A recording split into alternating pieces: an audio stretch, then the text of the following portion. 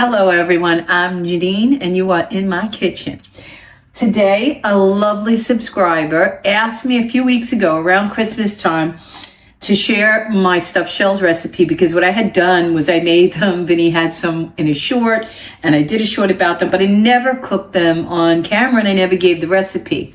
So she asked, and whenever someone does that, that's when I jump up to the plate and say, okay, I'll make them, I'll share them, I'll write the recipe.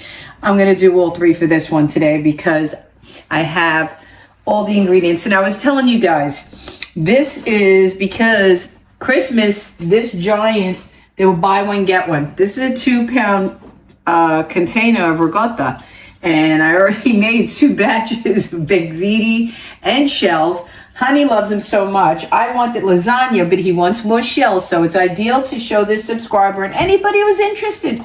You know, I take for granted sometimes that being Italian and knowing how popular these are in the world that, oh, who's going to want my recipe? Everybody makes this. Everybody knows how. But, you know, in a better sense, maybe they don't because she asked and I was thrilled. So thank you, subscriber that wanted to know. Okay. First and foremost, if it's a tip from me and it helps you, I don't make them a lot and I'll tell you why. But I don't make them a lot because they're a little tedious.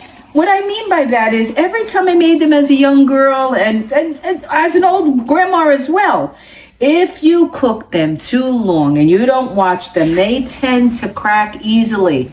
This is a tiny crack. I got away and I looked at them. And I learned as time went by, I said, you know, I don't think I have to cook them more than al dente. And that's what I do now. The most crucial part about stuffed shells for me, to help you, don't overcook them. The noodles they'll fall apart. And the way to best not do that, I learned from a chef. With pastas, don't do a rolling boil. We all tend to think to boil faster and get it done. I do it myself all the time. I put it up, I crank it up high. The stronger the boil, again, the more likely it'll crack. So those 2 tips are crucial when you want to make these. They got to cool enough more to handle. So while they're cooling, let's do the ricotta because it's so simple. To me, you know, I'm making it 50 years. But for the person who doesn't, I hope you enjoy the recipe. It's simple as anything. Let me get a spoon. Okay. You use your ricotta. I watered your plant. You watered my plant. Thank you. It's a real kitchen here. Vinny talks in the background. Thank you. He made me lose my train of thought. You take whatever ricotta you like. I use Polly because that's all they kind of have here. When they put the sale, I go for what's on sale. I mean, this container would be about $8 regularly. So to get 2 for $8, buy one, get one, I grabbed them. I wasn't planning on making. I make on sale. So I'm going to use the whole 2 pounds. And nicely enough, I will get yield from this, all of these stuffed shells, plus probably an additional personal ziti. Because it's the same for me. I don't know about your house, but in my house, my filled pasta recipe is the same. Okay? Everybody has their own. Everybody has debates. Don't come and tell me it's not traditional or you don't make it like that because that's okay. I saw a woman post hers and, you know, her ricotta was running like foam. I don't know what other people use or what they do, but my recipe is my recipe. And if you like it, try it. I made it up as watching and learning. When I was younger, I didn't do certain things and my ricotta was running. You live and you learn, right? You live and you learn. Okay, let me get my hands up. All right, now it takes 1 egg. 1 egg. I probably could put 2 to this. I may. I think it's an egg per pound. And you know what? I'm going to go with 2. I'm going to get crazy today. Now, I don't know if I've done it, but I think it's 1 egg per pound of ricotta to the recipe. But I also usually don't make as many. All right, I'm going to put 2. All right, Iffy, it's simple. It's like 4 ingredients to get this made. 2 eggs, salt, not much, pepper, okay, Parmesan or Pecorino Romano cheese. I have about a quarter cup here, more than a quarter. You could put as much cheese as you like. Here is where it gets personal. You put as much cheese as you like or no cheese. My next ingredient, I swear by the fresh. I've tried the dry, I have it. In a pinch, I've used it. But if you can, fresh parsley, 2 tablespoons chopped. It makes the difference. The ricotta is pretty milky and plain tasting. So you want to amp it up. You want to give it some of that yum yum. Okay. So the fresh parsley. Last but not least, I don't know that everybody does it. I do it. A lot of people do it on the outside. That's up to them. You could do one, the other, both. I put mozzarella in my mixture of ricotta. At least half the bag. Ideally, I like to use the fine shred of the mozzarella. I couldn't find it and it wasn't on sale, so I used this one. This is Sargento, the whole mozzarella shredded, low moisture, okay? That's it. That's my base. That's my mixture. That's what I use in every single pasta I stuff. I don't care if it was manigotti, lasagna, begziti, stuffed shells, ravioli, whatever I'm going to mix. This is my blend, and I love it. I hope you do too, and if you don't, and you don't like my blend, don't come for me, because I'm not going to listen. I've been making it 50 years. If it ain't broke, don't fix it. See? And blend it well. Okay? You don't want to see no egg mixture when you're done. And like I said, myself, I think I'm going to add more Parmesan. All these things in my thinking, I'm not trying to insult anybody when I say that their ricotta came foamy. It happened to me more than once. It happens to other people. Something where it gets watery and milky. Same thing with lasagna or ziti. It's the blend. You want it to hold tight. And I came up with the blend of the cheese and the mozzarella together tightens up the ricotta. It just does for me. I don't know about anybody else. So if you want to learn tips, that's a tip. And then you could feel it, use your sense of like, does that feel good and blended? Is it holding together tightly? Do I need any wet mixture? I do the same thing with things that require like breadcrumbs or whatever. See, now I want more cheese in this for flavor and for hold, because this soaks it up. It keeps the ricotta drier for me. And I love cheese, okay? That's the true confession. I hope everybody's enjoying the new year so far. I feel good. I'm happy with what's going on with my channels. I'm happy with my content. I'm happy to cook. It's a brand new year.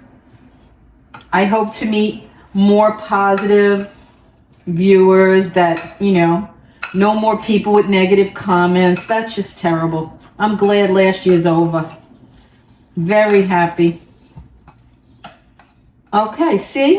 I don't know that you can, but you can see the consistency. Look, it's like pasty, right? Right? There you go. Now we are ready to stuff. Okay, here's the deal. Let me get my pan. Let me get my sauce that I made 42,000 batches. You've all seen that. Betty likes marinara on his.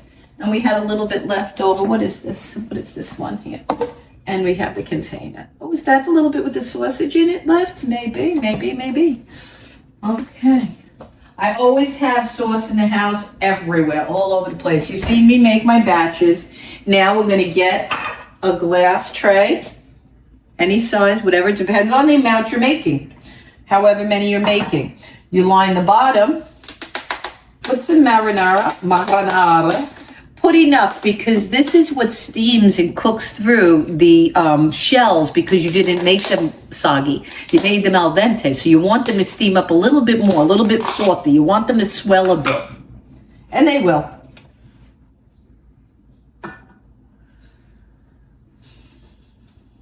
So you line the whole bottom with that. And honestly, guys, I've done jaw sauce. I don't always have to have homemade. I've made this with ragu. It tastes good. It's not bad at all by any means. And it's It saves time, it saves money. Sometimes the ragu is on sale or other good jar. I swear by Michael's of Brooklyn, but it's pricey. I don't really enjoy spending $7 a jar for ready-made, but in a pinch, when you don't have time, and let's say you got company, but you want to whip this up, the pasta and the mix go very quick. If you want fresh sauce, that's what takes the time. Line your whole pan, nice and nice. Get your noodles over here. We're gonna go with, let's preheat the oven too. Let's do that, right? They're gonna bake at 375 for about 45 minutes. Make sure I don't have any pans in there. See, I always have a hidden pan in my oven.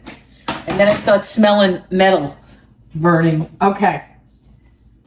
Simple this. Let's get a spoon. This is a good measurement. They take about a tablespoon of filling. Let me show you up close. About a tablespoon of filling right into the thing. And then you close it. Okay? Like that. See? Don't be afraid to hold it in your hands and seal it. You're sealing that so that the ricotta don't come popping out and leaking out. Okay. Now, for me, it seems best to line them this way because I have 1, 2, 3, 4. I may get 5 in a row, and I think I got about 16. All right, guys. I'll show you one more, and then I'm going to pause my camera. See, let's work with a broken one so we can show we're not afraid of it. We're not afraid of you, broken shell. Oh, I used to be so intimidated. I tell you, I'm honestly telling you, I didn't want to make them. See, now this one, look. And I'm 60-something. You still make mistakes. Sometimes you judge me, your hand. I overfilled it a little bit, okay? But I'm not going back. I'm not going back. Okay, ladies and gents, we'll be back when I show you them all done, and then we're ready to put the rest of the sauce.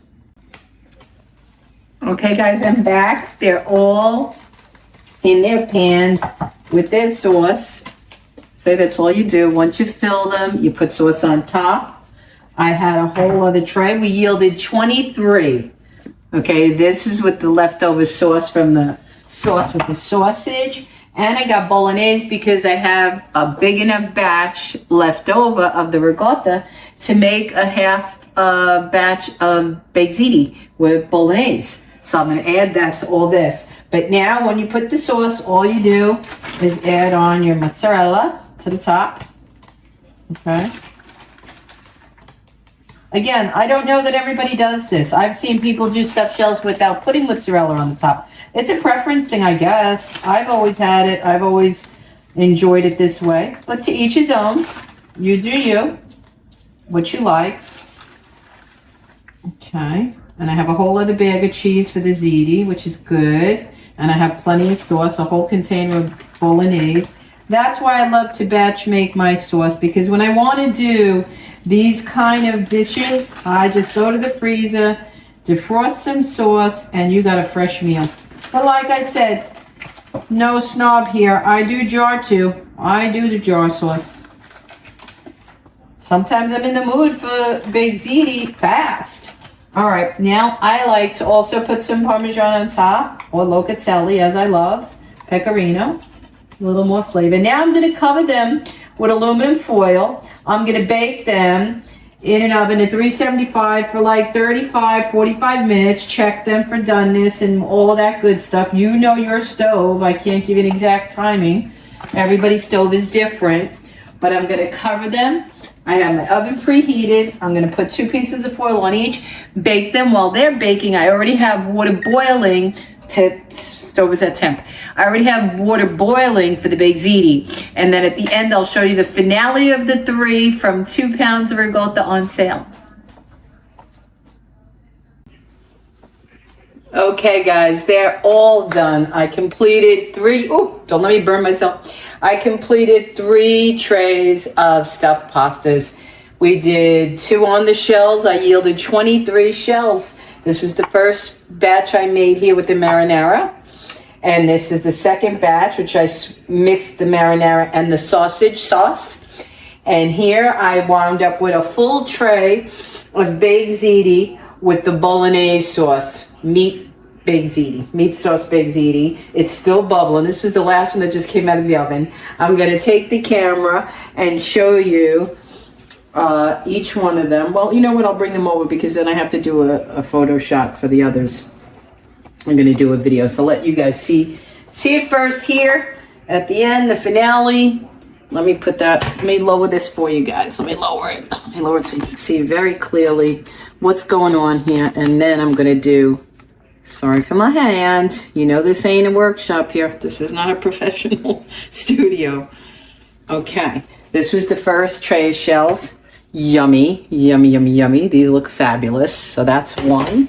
Then he got 9 more, okay, with the sausage sauce. Again, yummy.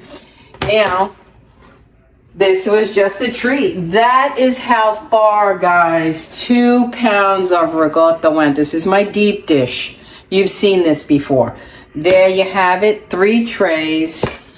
2 pounds of ricotta on sale. Your girl worked them tired, but I don't mind it because this I consider my money chips for cooking. When I don't feel like cooking like tonight, I just take a dish, give him 4 of his shells. He's happy. I package up the rest of everything, and it lasts us a couple of months, maybe 2 months in the freezer as he feels like having it and I don't feel like cooking. All right, thank you for watching. I hope you learned something. And for the young lady who asked for my recipe for the stuffed shells, I hope you enjoyed it. I'll see you guys in the next video. Okay, guys, here is the true finale, my bounty. And worth every second. I have 5 containers of 4 each stuffed shells. So that's a nice 5 dinners if Vinny eats them and I don't. But if I do, we got plenty.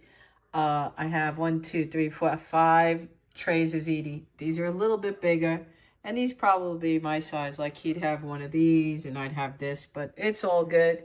It's worth it. 3 trays of food, and all of this to keep in the freezer, and no worry, homemade shells and ziti. Enjoy.